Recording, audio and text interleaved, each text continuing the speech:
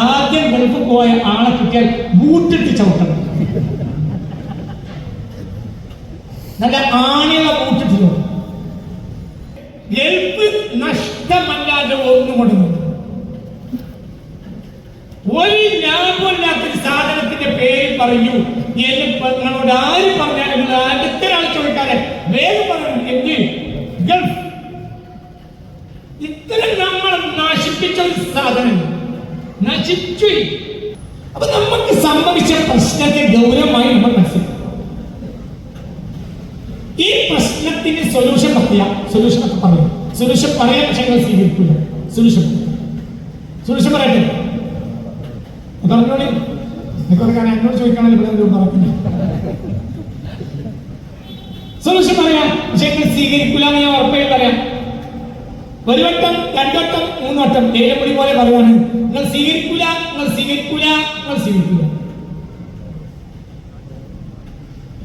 ഞാൻ പരിഹാരം പറഞ്ഞു. പഴയ അവസ്ഥയിലേക്ക് നമ്മൾ പുതിയ മുസ്ലിങ്ങൾ മടക്കുന്ന പരിഹാരം ഞാൻ പറഞ്ഞുതരാം. പക്ഷെ എന്റെ പരിഹാരം നടക്കപ്പാക്കാൻ കഴിയൂല. പിന്നെന്തിനാ പറയണത്? അല്ലെ സൊല്യൂഷൻ എന്തിനറിഞ്ഞോളി. നിങ്ങളോട് നടപ്പിലാക്കാൻ കഴിയില്ല. നിന്നോട് കഴിയില്ല.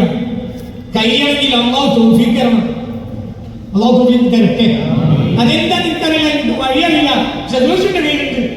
നമ്മുടെ പ്രശ്നത്തിന് അടിസ്ഥാനം ഒന്നാമതായി നമ്മുടെ നാടിനെ മാറ്റിമറിച്ചത് ഗൾഫാണ്. ആദ്യം ഗൾഫ് പോയ ആളെ കിട്ടിയാൽ ബൂട്ടിട്ട് ചവിട്ടണം. നല്ല ആണികളെ ബൂട്ടിട്ട് ചവിട്ടണം. നോക്കി നിങ്ങൾ ചെങ്ങായി പറയണം.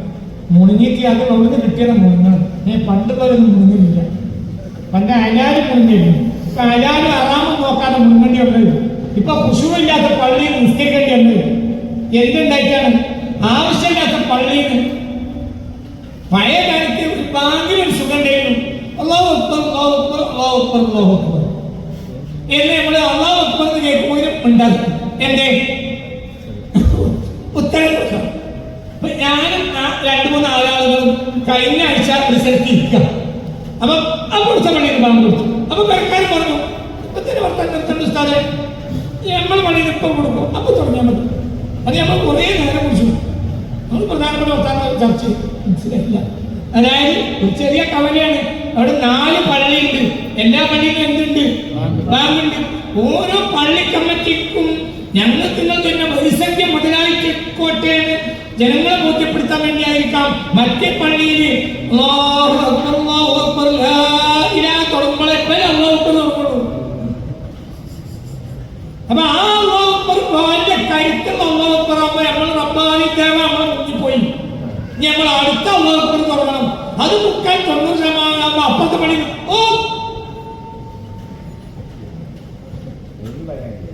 മനസ്സിലായി പറഞ്ഞത്? വലിയ താള് തിന്ന് കുഴങ്ങിയിട്ട് ഇരുന്ന് പോയ ഒരു കഥ എന്റെ വണ്ടിയും മറ്റോട് പറഞ്ഞിട്ടുണ്ട്.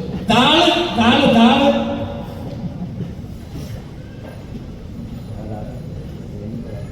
മനസ്സിലായില്ലേ? ഒരേ താള് തിന്ന് കുഴങ്ങിയിട്ട് ഒരുത്തൻ കുടുംബക്കാരുടെ അടുത്ത് വിരുന്ന് പോയി. അപ്പൊ വിരുന്ന് പോയപ്പോൾ അവിടെ എന്താണ് അടിയിൽ കിണ്ണത്തിൽ കുറച്ച് ചോറ് വളർന്നിട്ട് അതിന്റെ മേലെ താളിട്ടു. അപ്പൊ താള് വേഗം വായിക്കുന്നു. എന്തിന്? വലിയ പൊടി ചോറെങ്കിലും തിന്നിട്ട് മാസങ്ങളായി തിന്നിട്ട് വിചാരിച്ചിട്ട് ചോറിന് തെറ്റിപ്പോയി പഴക്കാരൻ പിന്നെയും താളിട്ടു. അതും ഇത് വലിയ നടത്തിയ ഇങ്ങനെ 3-4 വട്ടം തിന്ന് പള്ളം തമ്മിൽ എന്തിപ്പോഴും ആയില്ല. വിരുന്ന് വന്നത് ഒരു പൊടി ചോറുണ്ടായിരുന്നു. അപ്പൊ മറ്റൊരാൾ പറഞ്ഞു അള്ളേ റസൂലാണ് ഒരു പൊടി വായിക്കോട്ടെ എന്ന് പറഞ്ഞ മാതിരി ഈ ബാങ്ക് കേട്ട നമുക്ക് തോന്നിപ്പോ അള്ളേ റസൂലാണ് നിർത്തി കിട്ടി. നമുക്ക് അള്ളാഹുറപ്പാലി പറയുന്നല്ലോ. ഇവിടേക്ക് നമ്മൾ എത്തിച്ചത് ഗൾഫാരാണ്. ആർക്കും തെറ്റിയാൽ അടുത്ത് പള്ളി ഉണ്ടാക്കാം. പണ്ട് നടക്കില്ല. കാരണം പള്ളി ഉണ്ടാക്കി മാറ്റി കുറച്ച് ബുദ്ധിമുട്ടുണ്ട്. അതുകൊണ്ട് അത് പോകൂല. മനസ്സിലാന്ന് പറഞ്ഞു. അത് മനസ്സിലായില്ലേ? ഗൾഫ് നഷ്ടമല്ലാതെ ഒന്നുകൊണ്ട് ഒരു ലാഭമില്ലാത്തൊരു സാധനത്തിന്റെ പേര് പറയൂ എന്ന് നിങ്ങളോട് ആര് അടുത്ത ഒരാൾ ചോദിക്കാതെ വേഗം പറയണം എന്ത് ഗൾഫ്. ഇത്തരം നമ്മൾ നശിപ്പിച്ച ഒരു സാധനം നശിച്ചു. ആദ്യം പെണ്ണുങ്ങൾ ചോദിക്കാൻ പറയുന്ന ആളില്ല. മകവിന് വാങ്ങിക്കൊടുക്കുമ്പോൾ അങ്ങാടി കൂടി നടക്കും. പണ്ട് അങ്ങാടിക്ക് പുറത്തിറങ്ങൂല. ഓട്ടോറിക്ഷക്കാരനൊക്കെ പോലും ഏത് യാത്രയിലും കയറി പോരും. കാര്യത്തോട് ചോദിക്കാൻ പറയുന്ന ആളില്ല. ഓട്ടോറിക്ഷന്റെ എന്താ പറയാ പെട്രോൾ റിസർവ് ആക്കി റിസർവ് ആക്കാൻ വേണ്ടി ഓളെ കാൽമ കുടിച്ചാൽ നമുക്ക് വേദാറില്ല. ആരെങ്കിലും കുടിച്ചുകൊണ്ടിരുന്ന വിചാരിച്ചാൽ നടക്കുന്നത്. എല്ലാരും അങ്ങനെയാണെന്നല്ല, അങ്ങനെയല്ല എന്നല്ല സാഹചര്യം പറഞ്ഞു. അപ്പൊ പെണ്ണുങ്ങൾ ആശാരി മനസ്സിലായി പറയുന്നത്. പെണ്ണുങ്ങൾ നഷ്ടവാദ്യം നഷ്ടമൊക്കെ വിചാരികളായി തന്നെ. അപ്പൊ അതിന്റെ അർത്ഥം എന്താണ്? ആ പഴയ കാല വിശുദ്ധി നമ്മളെ പെണ്ണുങ്ങൾക്ക് നഷ്ടപ്പെട്ടു. പഴയ കാലത്ത് ഒരാൾ വാപ്പ വല്യാപ്പല്ലാത്ത നേരത്ത് ഒരാൾ പരിയിൽ വന്നാൽ വല്യമ്മ ഇങ്ങനെ മറച്ച് ഇങ്ങനെ ആക്കിയിട്ട് അതും മുൻവാതിലിന്റെ വാതിൽക്കട്ടിന്റെ ബാക്കിൽ മറിഞ്ഞെന്താണ് എന്റെ ആരെന്റെ പോന്നു. അപ്പൊ ആ പറഞ്ഞ ആള് മുറ്റത്ത് നിന്നിട്ട് പറഞ്ഞ് അതിലെവിടെ പോയതാണ്. ഞാൻ പറഞ്ഞത് ഞാൻ അപ്പുറത്തെ കേൾക്കുമ്പോ തന്നെ ഞാൻ വേദിമുട്ടിന് മരുന്ന ആയിക്കോട്ടെ പറഞ്ഞു.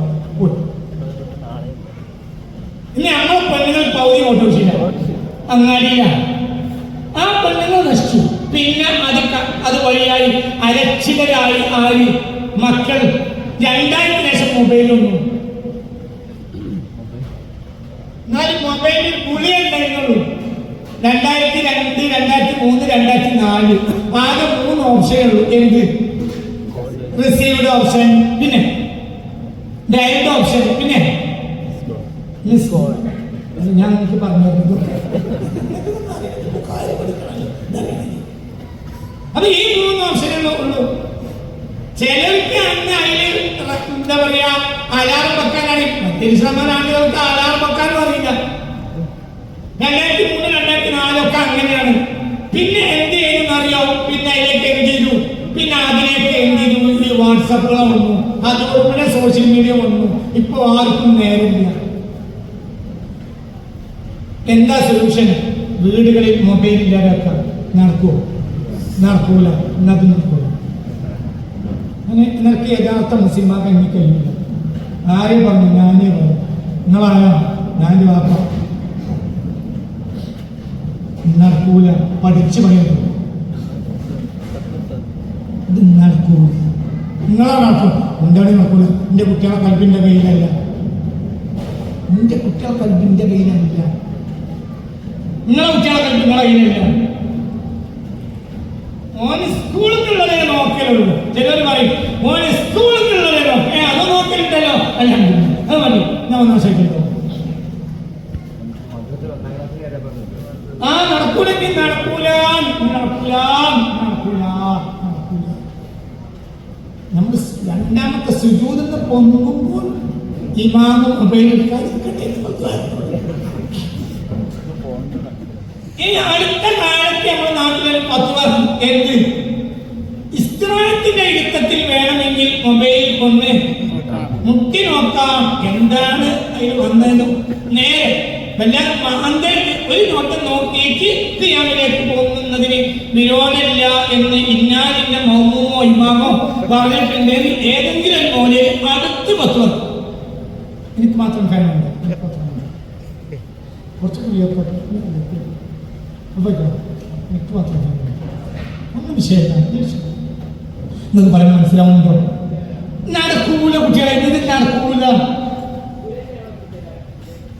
അപ്പൊ നമ്മളെ അതായത് ഉള്ളി തൊലിക്കുന്നുണ്ടോ നമുക്കറിയില്ല. ചോറ് വെക്കുന്നുണ്ടോ നമുക്കറിയില്ല. ഉമ്മ ചോറ് വെക്കുമ്പോൾ നമ്മൾ കുട്ടി ഉമ്മ ചോറ് വെക്കുമ്പോൾ 1 വയസ്സായ കുട്ടിയുടെ കയ്യിലുണ്ട മൊബൈലിൽ. ഇനി 1 വയസ്സല്ല 99 വയസ്സായ ബര്യാപ്പ പഠിക്കാൻ കിടക്കും. മൂപ്പർക്ക് മൊബൈൽ കൊണ്ടുവെങ്കിൽ മൂപ്പര കയ്യിലുള്ള തന്നെ മൊബൈൽ